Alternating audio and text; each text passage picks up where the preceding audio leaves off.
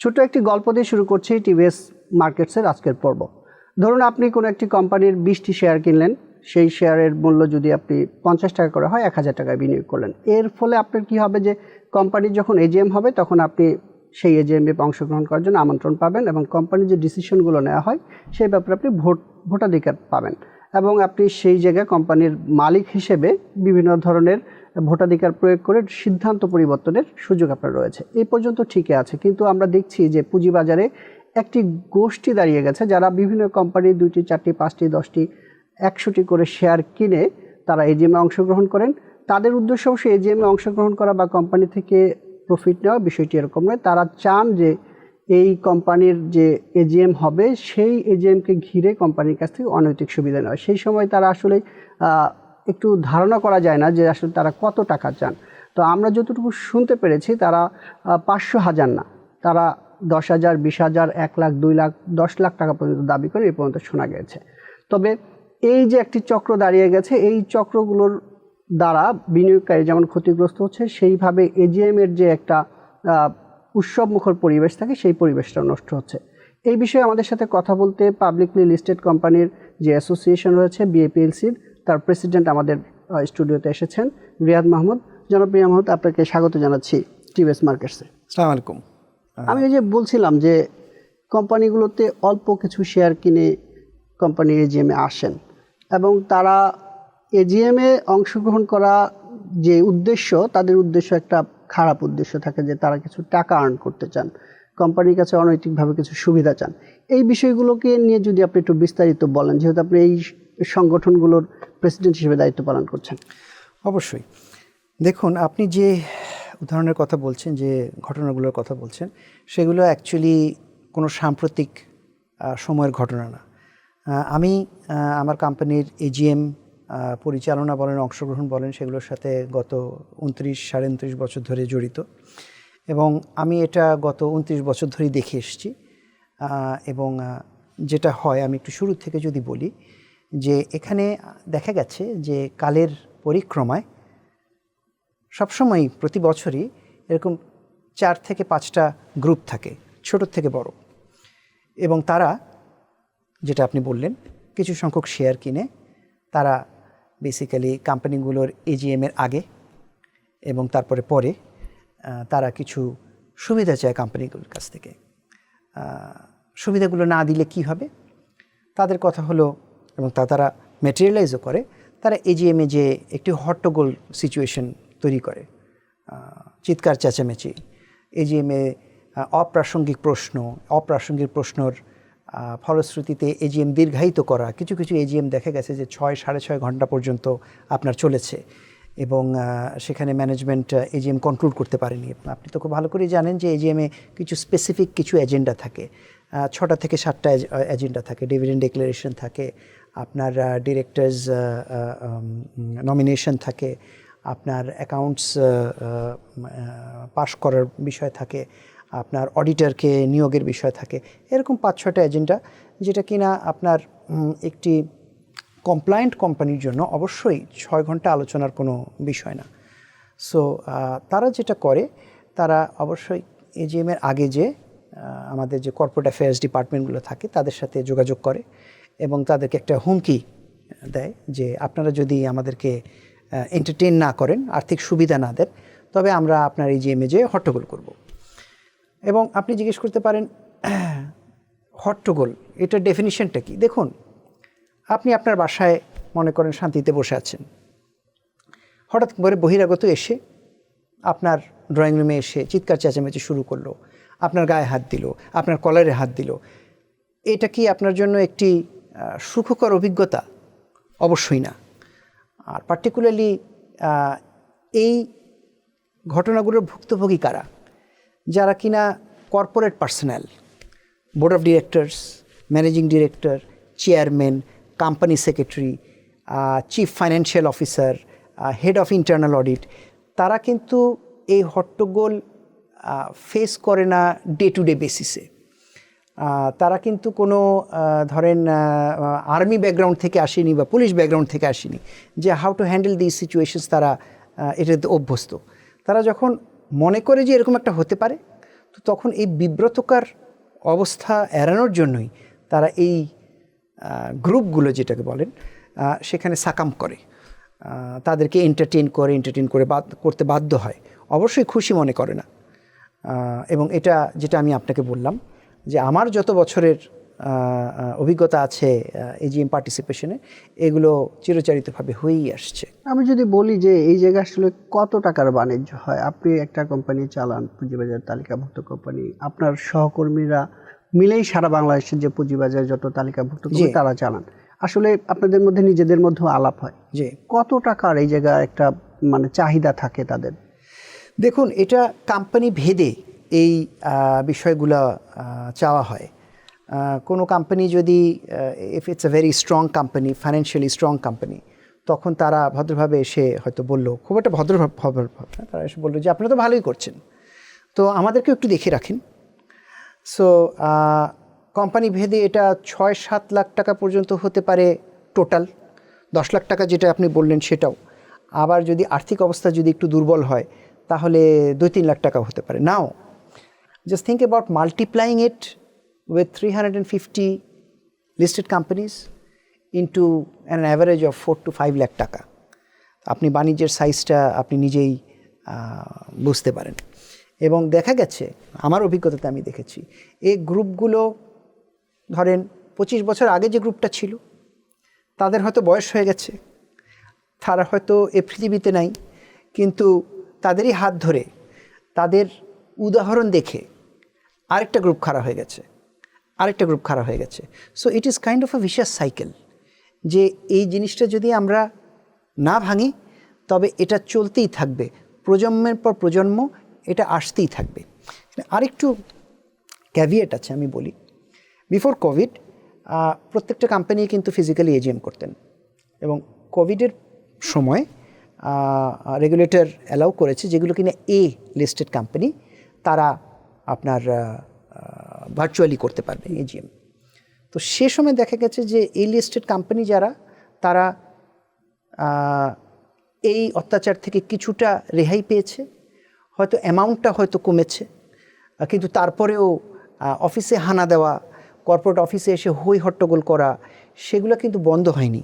অ্যামাউন্টটা কমেছে in the sense যে কর্পোরেট হাউসগুলো তখন যারা কিনা এই লিস্টে, তারা বলতে পারছে ভাই আপনি তো ফিজিক্যালি এজিএমে থাকবেনই না, তো আপনি এখানে, কিন্তু তারা কিন্তু ধরেন as a shareholder they have the right to enter the corporate office.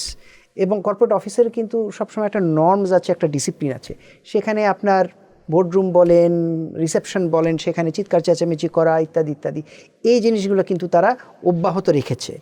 এবং ভুক্তভোগী during Covid and after Covid কারা, যারা কিনা এই লিস্টটা মেনটেন করতে পারেনি, যাদেরকে ফিজিক্যালি এজিএম করতে হচ্ছে, তারা কিন্তু এখনও সেই ফুললি সেই ভিশাস সাইকেলের মধ্যে রয়েই গেছে।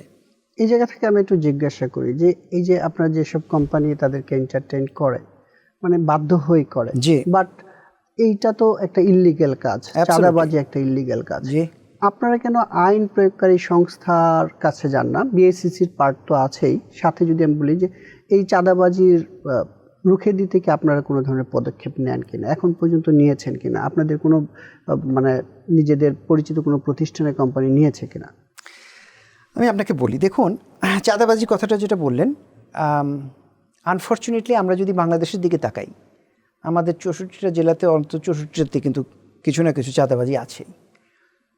যখন যারা ভুক্তভোগী তারা কিন্তু এটাকে খুশি মনে নিচ্ছে না, কিন্তু তারা কিসের জন্য এটাকে আইন শৃঙ্খলা বাহিনীর কাছে যেতে আনকমফোর্টেবল ফিল করছে, তারা প্রপার প্রতিকার পাবে কিনা, তারা প্রপার প্রোটেকশন পাবে কিনা। ঠিক সে কারণেই কিন্তু বছরের পর বছর আমরা এই কারণে জিনিসটা হচ্ছে, কিন্তু আমরা নিজেদের মধ্যে আলাপ করেছি, কিন্তু আমরা এটা ভোকাল হতে পারিনি। হাউএভার এবছর আমরা এটার ব্যাপারে খুবই সোচ্চার একটা ভূমিকা পালন করছি। আমাদের বিএসসিসির সাথে গত সপ্তাহে আমাদের দেখা হয়েছিল, প্রায় চেয়ারম্যান মহোদয় এবং ওনার কমিশন আমাদেরকে প্রায় 2.5 ঘন্টা সময় দিয়েছেন। এর মধ্যে আমি বলতে পারি যে প্রায় 1 ঘন্টা, 1 ঘন্টাই এই বিষয়ে আলাপ হয়েছে, এবং কমিশন এটাকে খুব সিরিয়াসলি নিয়েছে এবং আমাদেরকে বলেছে যে আমরা যদি উদ্যোগ নেই, আমরা যদি আইনানুগ ব্যবস্থাটা ইনিশিয়েট করি, তবে অবশ্যই তারা আমাদেরকে ফুল সাপোর্ট দেবেন এবং they have been very proactive about it in the sense যে তারা আমাদের সাথে যোগাযোগ করে তারা বলেছে যে প্রথম পদক্ষেপটা আমাদেরই নিতে হবে এবং আমরা যদি তাদেরকে পুঙ্খানুপুঙ্খানুপুঙ্খে অবহিত করতে পারি তাহলে অবশ্যই তারা এই গ্রুপটার বিরুদ্ধে তারা ব্যবস্থা নেবে। কারণ এই গ্রুপটা কিন্তু পুঁজিবাজারের বাইরে না, তাদেরও বিও অ্যাকাউন্ট আছে, তারাও শেয়ার লেনদেন করছে এবং তারা যে এজিএমএ হট্টগোলটা করছে, এজিএমএ কিন্তু আপনার ল অফ দ্য ল্যান্ড হলো যে আমাদের কিন্তু টোটাল ভিডিও রেকর্ডিংটা আমাদেরকে রেগুলেটরকে জমা দিতে হয়, ঢাকা স্টক এক্সচেঞ্জে দিতে হয়, সিকিউরিটিজ অ্যান্ড এক্সচেঞ্জ কমিশনে জমা দিতে হয়। সো এটা কিন্তু ভিডিও প্রমাণ, দালিলিক প্রমাণ এটা রয়েই যাচ্ছে। সো আমরা যদি কমপ্লেন করি তবে সেই প্রমাণের উপর ভিত্তিতে ওনারা ব্যবস্থা নেওয়ার আশ্বাস দিয়েছেন আমাদেরকে। এই যে আশ্বাস পর্যায়ে আছে, এর আগে আমি একটা প্রতিবেদন করেছিলাম এই বিষয় নিয়ে, যেটাতে আমরা দেখেছি যে কোর্ট ধরে টানাটানি করছে, তারপরে হচ্ছে মিটিং চলা অবস্থায়, এজিএম চলা অবস্থায় হচ্ছে এমডি রুমে যে টাকা চাওয়া হচ্ছে, এই বিষয়গুলো তো অনেক দিন ধরেই চলে আসছে। কোম্পানিগুলো কেন এটার মানে আগায় আসে না যে এই বিষয়গুলো প্রতিকারের জন্য? আমরা যতটুকু শুনেছি বিএসসিসির কাছেও এই নিয়ে কোনো কমপ্লেন এসেছে, এরকম বিএসসিসি বলছে না। জায়গাটা আসলে কোথায়, মানে সমস্যাটা কোথায়? অ্যাকচুয়ালি সত্য কথা বলতে আপনি যে প্রতিবেদনটা করেছেন সেটা অবশ্যই আমরা দেখেছি এবং আমাদের অনেক স্টেক হোল্ডাররাও দেখেছে, আমাদের মেম্বার কোম্পানিজরাও দেখেছে, রেগুলেটরও দেখেছে। রেগুলেটর দেখে আমাদের সাথে যোগাযোগও করেছে যে মিডিয়াতে এরকম একটা বিষয় হাইলাইট হয়েছে এবং ওনারা কিন্তু এটা সম্বন্ধে অবগত। কেন এটা আগে হয়নি? দেখুন, আমি এভাবে বলবো যে অ্যাজ টাইম গোজ বাই আমরা অন্যায়ের প্রতিবাদ করা হয়তো আরও বেশি শিখছি। একটা সময় ছিল যেখানে কিনা এজিএমএ গিফট নিয়ে মারামারি পর্যন্ত হয়ে যেত এবং এটাও একটা ইস্যু ছিল। তো আমরা যখন এটা রেগুলেটরকে হাইলাইট করলাম তখন কিন্তু 2-3 বছর এটাকে পর্যালোচনা করার পর কিন্তু রেগুলেটর একটা ল পাস করেছে যেখানে কিনা এজিএমএ কোনো গিফট দেওয়া, কোনো ধরনের খাওয়া দাওয়া, এন্টারটেইন করাটা আইনত নিষিদ্ধ। এর আগে কি হতো, হয়তো আমি এজিএমএ স্নেহবশত হয়তো একটা কাপ প্রেজেন্ট করলাম, আরেকজনের এজিএমএ যে তারা হয়তো বলবে যে উনি তো কাপ দিয়েছেন, আপনি কি দিচ্ছেন? তো উনি হয়তো বাধ্য হয়ে কিছু একটা দিচ্ছেন, কম্প্যারিজনে চলে গেল, উনি তো একটা কাপ দিয়েছেন, আপনি দুটো দিচ্ছেন না কেন? এ করে করে বাক্সের সাইজ বাড়ছে, খরচ বাড়ছে, আননেসেসারি খরচ বাড়ছে আমি মনে করি। কারণ আমরা কি চাই? আমরা চাইবো যে কোম্পানি ভালো করবে এবং সেটা ডিভিডেন্ড আকারে অথবা ক্যাপিটাল গেইন, শেয়ারের মূল্য বৃদ্ধির মাধ্যমে আমরা সেটা শেয়ার হোল্ডারকে ফেরত দেব। কিন্তু এ ধরনের কি বলবো, পারিপার্শ্বিক কম্পিটিশন যেখানে কিনা আপনার বিশৃঙ্খলা সৃষ্টি করে, সেটা আমরা অবশ্যই চাই না। কেন আমরা করিনি? অবশ্যই আমরা বলতে পারি যে এটা হয়তো আমরা নীরবে এই অত্যাচারটা সহ্য করেছি, বাট নো মোর। আমরা ডিসাইড করেছি যে যেহেতু কমিশনে যেহেতু আমরা অফিসিয়ালি জানিয়েছি, ওনারাও যেহেতু আমাদের সাথে আলাপে এটা স্বীকার করেছেন যে this exists, please go ahead and take some action and we will take counter action. এই টার্ম থেকে, এ বছর থেকে আমরা কিন্তু এটাকে খুব স্ট্রিক্টলি আমরা দেখছি এবং আমরা মেম্বার কোম্পানিকেও বলেছি যে প্লিজ, এটা তো ইলিগাল, খরচটাও ইলিগাল। আমরা we are one of the most compliant group of companies যারা কিনা আমরা লিস্টেড। আমাদের অ্যাকাউন্টস স্বচ্ছ, অতএব আমরা কোনো ধরনেরই একটা টাকারও আমরা 9-6 হিসাবের মতো আমরা করে আমরা কোনো একটা অ্যাক্টিভিটিতে জড়াবো না, কারণ এটা পরে আমাদেরই ক্ষতি হবে।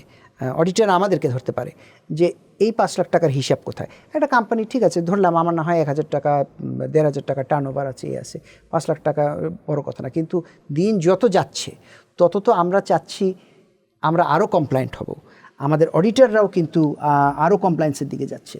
সো আমরাও এখন বুঝতে পেরেছি যে এই অনৈতিক খাতের খরচগুলো এখন it should come to an and.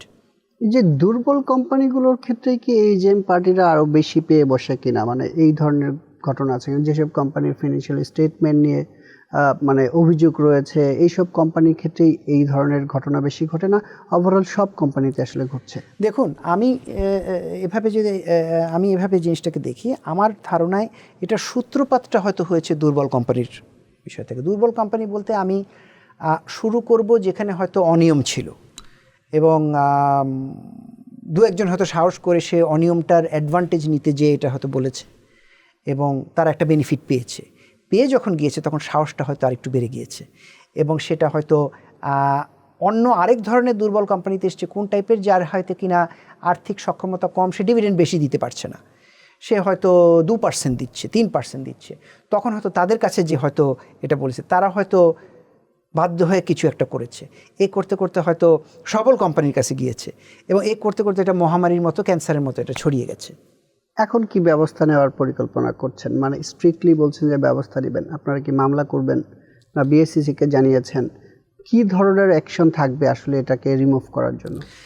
প্রথমত অ্যাসোসিয়েশনের পক্ষ থেকে আমরা তো নির্দেশনা দিতে পারি না, আমরা নির্দেশ দিতে পারি না, আমরা গাইডেন্স দিতে পারি। আমরা সকল মেম্বার কোম্পানিকে বলেছি যে আসুন আমরা যে কোনো ধরনের অনিয়মই আমরা পরিহার করি।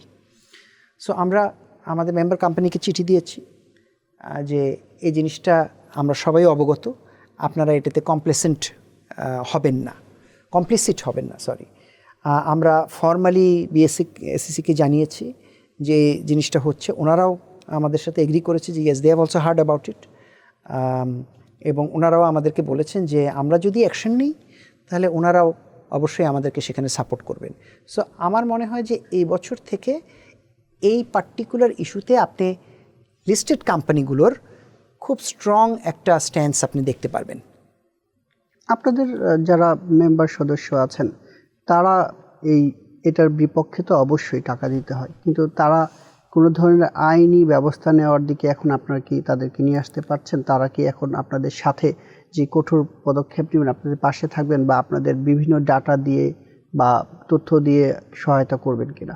দেখুন, আমরা অবশ্যই, আমাদের কাছে ডাটা আছে, কারা এগুলো করে, অ্যাসোসিয়েশন সেগুলোর সম্বন্ধে অবগত, আর ইন্ডিভিজুয়াল কোম্পানিজগুলো সেগুলো সম্বন্ধে অবগত, কারণ এই মানুষগুলো তো সেগুলো কোম্পানিগুলোতেই যাচ্ছে।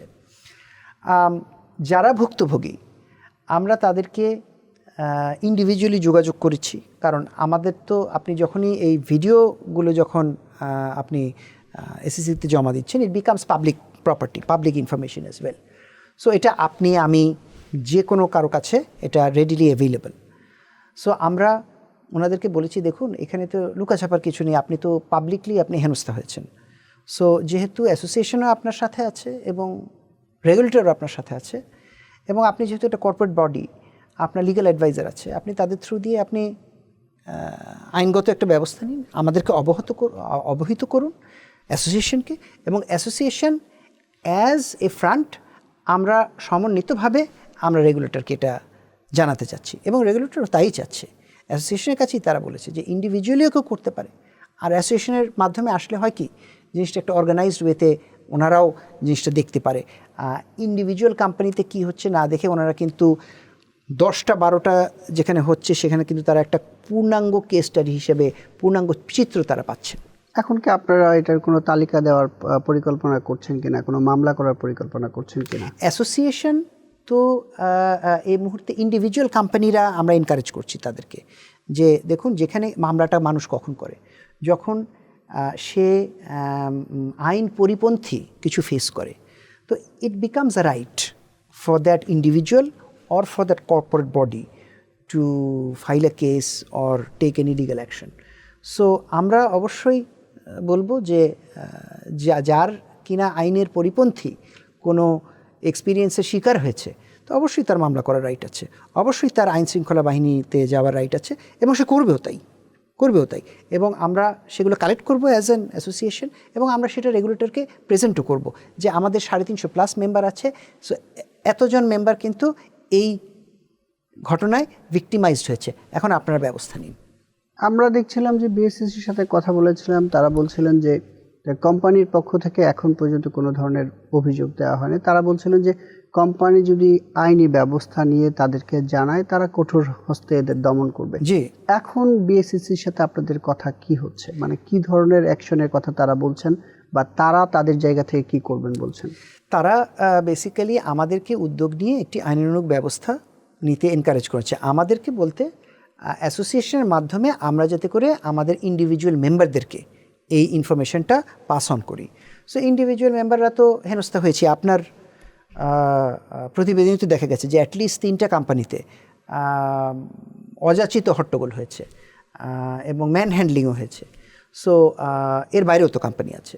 সো তাদেরকে দিয়েই তারাই কিন্তু এখন স্বতঃপ্রণোদিত হয়ে তারা একটা আইনানুগ ব্যবস্থা নেবে, আমাদেরকে জানাবে, আমরা সেগুলো কম্পাইল করে আমরা এই সপ্তাহের মধ্যে আশা করছি বিএসসিসিতে আমরা জমা দিতে পারবো।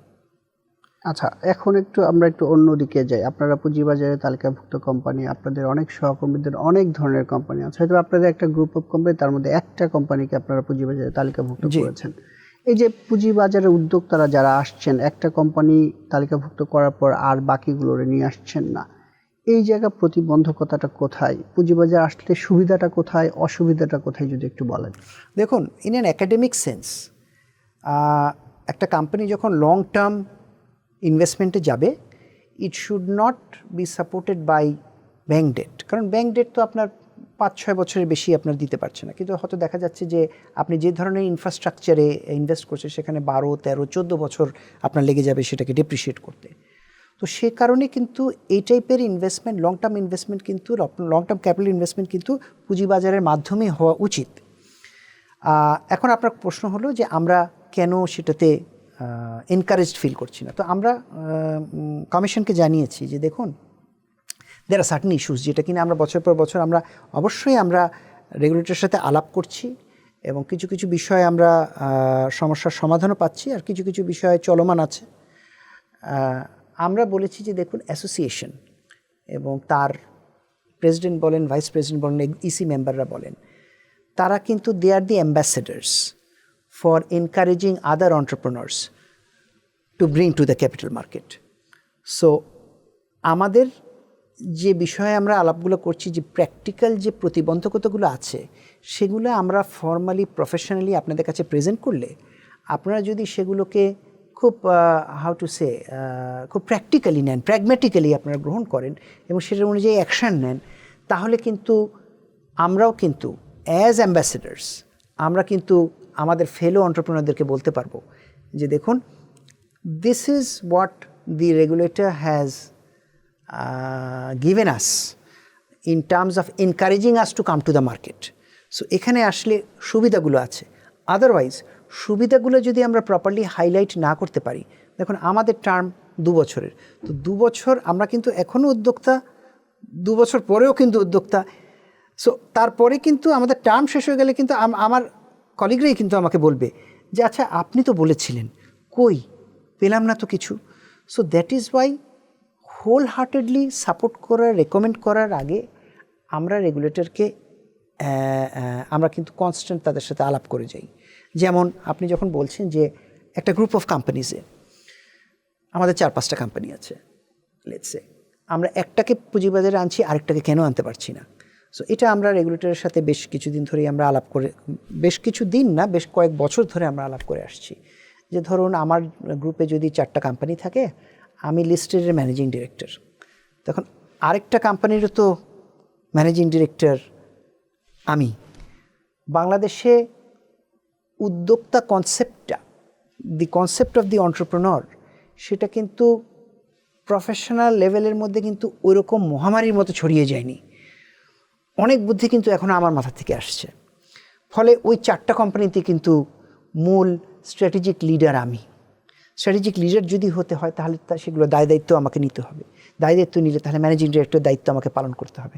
কিন্তু আমার ল অফ দ্য ল্যান্ড কী বলছে যে আমি কিন্তু একসাথে 2টো কোম্পানির ম্যানেজিং ডিরেক্টর আমি হতে পারবো না। তাহলে আরেকটা কোম্পানিতে কী করতে হবে, আমার মতোই আরেকজনকে আমাকে নিয়ে আসতে হবে এবং তাকেও কিন্তু সেরকম বেনিফিট দিয়ে নিয়ে আসতে হবে।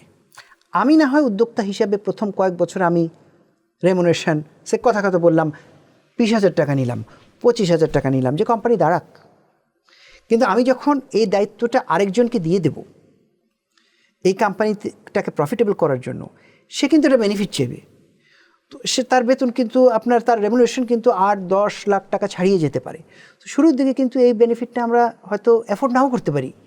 সো এই বিষয় নিয়েও কিন্তু আমরা, it is just one of the issues that we are talking about. তারপরে আছে আমরা যেটা আলাপ করেছি, ধরেন ডকুমেন্টেশন ইস্যুস। আমরা বলছি যে আমরা ডিজিটাল যুগে বাস করছি, দেখা যায় যে অনেক কাগজ আমাদেরকে সই করতে হয়। আমার খেয়াল আছে যে লাস্ট একটা আমাদের রাইটস ইস্যুতে আমাকে প্রায় 2.5 রাত ধরে বসে বসে সাইন করতে হয়েছে। এবং সত্য কথা বলতে আপনি যদি আমাকে বলেন যে আপনি কি সব বুঝে সই করেছেন কি, আমি যদি বুঝে সই করতে যেতাম তাহলে আমার 2.5 বছর লাগতো। সো আমি কিন্তু না দেখে সই করেছি। So it defies the purpose. আমি সই করছি কেন? That I am certifying that this is the document that I stand behind. কিন্তু আমি যদি এখন অন্ধের মতো করে যাই, then there has to be some other way to certify these documents. তো সেগুলোও একটা ব্যাপার আছে মনে করেন। হ্যাঁ, so there are certain issues that we are talking with the regulators. আমার মনে হয় জিনিসগুলো যদি আরও সহজতর হয় তাহলে আমরা আরও এনকারেজড ফিল করব পুঁজিবাজারে আসার জন্য। এই যে নতুন আইপিও বিধিমালা দেওয়া হয়েছে, জি, আপনারা যে প্রবলেমের কথা বললেন সেটা কি অ্যাড্রেস হয়েছে? আপনারা কোনো প্রপোজাল দিয়েছিলেন? আমরা অবশ্যই এটার ধরেন আমি যে কথাগুলো বললাম এগুলো তো ধরেন নতুন আইপিও বিধিমালাতে অ্যাড্রেস হয়নি, বাট আমরা সেই জন্য বলেছি, আমরা কমিশনকে বলেছি যে দেখুন আপনারা চাইছেন আমরা অ্যাম্বাসেডর হয়ে আমরা আমাদের গ্রুপের মধ্যে যে প্রাইভেট লিমিটেড কোম্পানিগুলো আছে সেগুলো নিয়ে আসি, প্লাস বড় বড় যে প্রাইভেট লিমিটেড কোম্পানিগুলো আছে যারা আমাদের কলিগ তাদেরকেও আমরা এনকারেজ করি। কিন্তু তাদেরকে এনকারেজ করতে গেলে নিজেদেরকে ফার্দার এনকারেজড হতে হলে এই বিষয়গুলোর সমাধান প্রয়োজন। সো আমরা আশা করব যে কমিশন তো একটি টপ লেভেলে হয়তো সেটার চেঞ্জ হয় 2-3 বছর পর পরে বা তাদের মেয়াদ থাকে, তো they are experts. And then there is also another layer, upper mid layer, who are professionals. ওনারা কিন্তু দে আর ক্যারিয়ার রেগুলেটর্স। সো তাদের সাথে আমরা একসাথে কাজ করে যাচ্ছি, কারণ আমরা যে কথাটা বলছি সেটা ধারাবাহিকতা তো থেকে যেতে হবে বছরের পর বছর, সেটা যাতে করে অ্যাকশান হয় সেজন্য আমরা অবশ্যই যারা কিনা কমিশনে ক্যারিয়ার প্রফেশনালস আছে তাদেরকে আমরা যথেষ্ট গুরুত্ব দিই। এবং কারণ ধরেন একজন কমিশনার হয়তো 2 বছর 3 বছর বা তার মেয়াদের পরে উনি চলে গেলেন, কিন্তু আমরা যে কথাগুলো বলে গিয়েছি সেটার যাতে করে ধারাবাহিকতা থাকে, সেটার স্মৃতিটা যাতে করে প্রাতিষ্ঠানিক স্মৃতিটা যাতে করে থেকে যায় সেটার উপরে আমরা ডেফিনেটলি জোর দিই। এই যে নতুন আইপিও রুলসের কথাই যদি বলি, এটাতে মানে আপনারা বলছেন যে অনেক কথাই প্রতিফলন হয়নি আপনাদের প্রপোজাল, তারপরেও কি মনে হচ্ছে আগের রেগুলেশনের চেয়ে নতুন রেগুলেশন আপনাদেরকে একটু হলেও অ্যাট্রাকটিভ হয়েছে? দেখুন আমি এভাবে বলি, হ্যাঁ, যে regulation, when regulation does not match the practical scenario, তখন সেটা রেগুলেশন হয় না, তখন সেটা বাধা হয়ে দাঁড়ায়।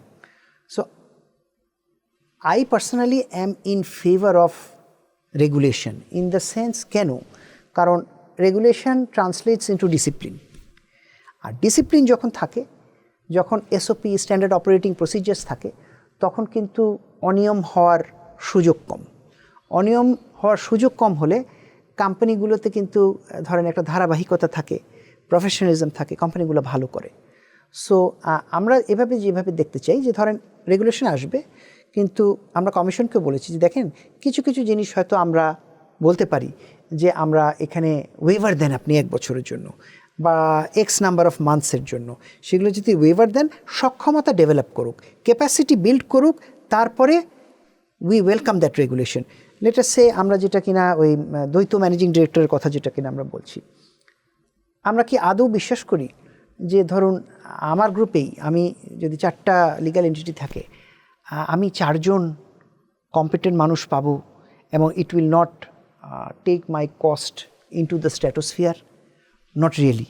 কিন্তু আমরা যদি কিছুটা ছাড় দিই, তবে কর্পোরেট সেক্টর বাড়ুক, মোর প্রফেশনালস তারা ডেভেলপ হোক, দেখা যাবে যে আমরা ইন্ডিয়ার মতো যেখানে কিনা টাটা নামধারী ব্যক্তি কিন্তু কোম্পানি চালাচ্ছে না, there are highly brilliant people who are running the company. আমেরিকাতে তো আপনি, ইউনাইটেড স্টেটসে তো আপনি ফ্যামিলি নামধারী কাউকে পাবেনই না। সো ওখানে কিন্তু ডেভেলপ হয়েছে। You have to build the capacity. আমাদেরকেও সেই টাইমটা দিতে হবে, সেই কন্ডুসিভ এনভায়রনমেন্টটা ক্রিয়েট করতে হবে, প্রফেশনালরা উঠে আসুক, উদ্যোক্তা আস্তে করে শেয়ার হোল্ডার পজিশনে চলে আসুক, সে বোর্ডে থাকুক, সে স্ট্র্যাটেজিক ডিরেকশনটাকে সেট করুক, কিন্তু অপারেশনাল দায়িত্ব যাতে করে প্রফেশনালরা করে, এই সময় সুযোগটুকু দিতে হবে। সেই আলোচনাটাই কিন্তু মূলত আমাদের সাথে রেগুলেটর বলেন বা অন্যান্য স্টেক হোল্ডার বলেন। শুধু বিসিকি যে আমাদের একমাত্র রেগুলেটরি স্টেক হোল্ডার তা না, বাংলাদেশ ব্যাংক আছে, ন্যাশনাল বোর্ড অফ রেভিনিউ আছে, ঢাকা স্টক এক্সচেঞ্জ আছে। আমি একটু অন্য জায়গায় আসি, সেটা হচ্ছে কর্পোরেট গভর্নেন্স কোড নিয়ে আপনারা একটা প্রপোজাল দিয়েছেন বিএসসিসিকে। এই জায়গায় মূলদাগে আপনারা কি কি পরিবর্তন চান? এই পরিবর্তনগুলো হলে আপনাদের জন্য গভর্নেন্সকে আরেকটু শক্তিশালী করার জায়গাটা কতটুকু ফলপ্রসূ হবে?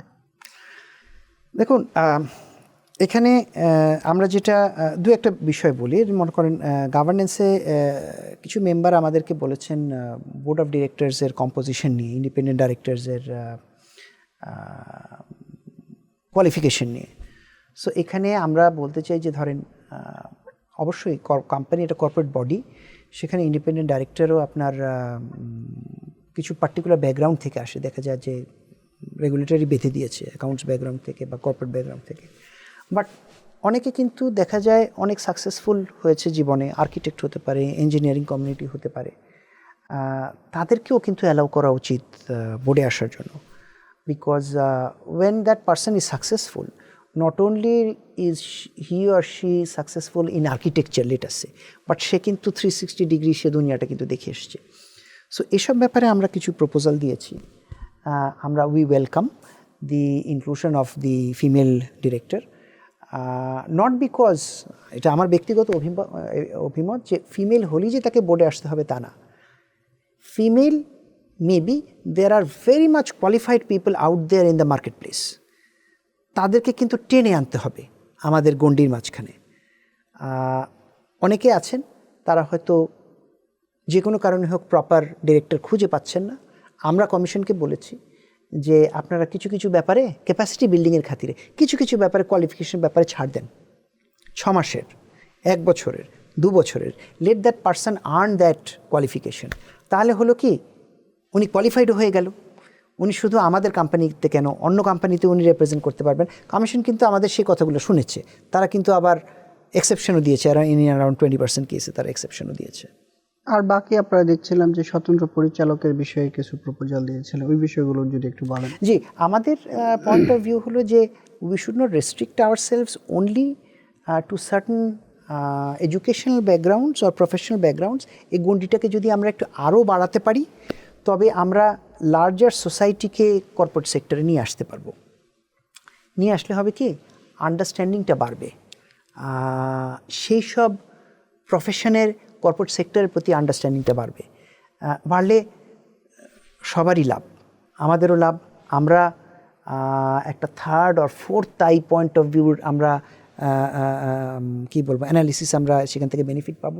তারাও কিন্তু কোম্পানিগুলো কিভাবে চলে, তাদের চ্যালেঞ্জগুলো কী, সেটাও কিন্তু তারা তাদের কমিউনিটিতে নিয়ে যেতে পারবে। সো এই ইন্টারাকশনে কিন্তু আমি মনে করি যে কর্পোরেট হাউসগুলো they can integrate themselves to society as a whole. আমরা প্রোগ্রামের খুব শেষের দিকে চলে আসছি, আবার একটু ফিরে আসি এজিএম পার্টির দৌরাত্ম্য নিয়ে। এই জায়গাতে আপনি যদি স্পেসিফিক করে কোনো টাইম লাইন বলেন যে আপনারা আসলে কী ধরনের ব্যবস্থা নিচ্ছেন, এটা কবে নাগাদ আপনাদের এই ব্যবস্থাগুলো সাধারণ বিনিয়োগকারীরা দেখতে পাবে? আমাদের বর্তমানে পাবলিক স্ট্যান্স হলো জিরো টলারেন্স এবছরে এই বিষয়টা নিয়ে। আমরা এটার উপরে খুব সিরিয়াসলি আমরা মানে এটাকে আমরা ধরেছি এবং এটার উপরে আমরা মেম্বারদেরকে উদ্বুদ্ধ করছি, এবং তারা যদি কোনো টাইপের প্রবলেম ফেস করে থাকে আমরা বলেছি অ্যাসোসিয়েশনকে জানান। হ্যাঁ, association will help you to chart a course of action regarding how to handle this. হ্যাঁ, তো সেই সার্ভিসটা আমরা আমাদের মেম্বার কোম্পানিগুলোকে দেব। So as far as we are concern, এবছর থেকে আমরা জিরো টলারেন্স। এর বাইরে যদি এখন ধরেন আমাদের জিরো টলারেন্সের বাইরে যদি কেউ যদি বাধ্য হয়ে কিছু করে ফেলে, তাহলে এটা আমাদের জন্য দুঃখজনক হবে। কারণ আমরা চাচ্ছি যে once and for all this should end. Timeline যদি বলেন, দেখেন কোম্পানিগুলোর এজিএমগুলো তো এই শেষ হয়ে গেছে। সো সামনের বছরটা আছে, সামনে আছে, হ্যাঁ সেগুলো আছে।